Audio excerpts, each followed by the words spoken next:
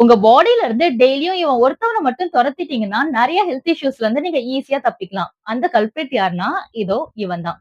Daily ரெகுலரா இவன எப்படி கெட் அவுட் பண்ணலாம்னு ஒரு ஈஸியான சொல்யூஷன் சொல்றேன். இந்த வீடியோ பாருங்க. Welcome to KRT helpline. நான் டாக்டர் சுந்தரி அஜய்குமார். நீங்க டெய்லியும் மோஷன் பாஸ் பண்ணலன்னா, நீங்க என்னலாம் ஃபேஸ் பண்ணுவீங்க தெரியுமா? உங்க பாடி வந்து ரொம்ப சோம்பேறித்தனமா ஆயிடும். ரொம்ப அதிகமா வெயிட் கெயின் ஆயிடும். ரொம்ப ஸ்கின்ன வந்து பாதிக்கும். இன்டெஸ்டைன்ல வந்து பாக்டீரியல் குரோத் அதிகமா இருக்கும். முடி வந்து ரொம்ப மெல்லிசாயிடும். இம்யூனிட்டி பயங்கரமா குறையும். ஆங்ஸைட்டி, டிப்ரஷனுக்கு தள்ளப்பட்டுருவீங்க.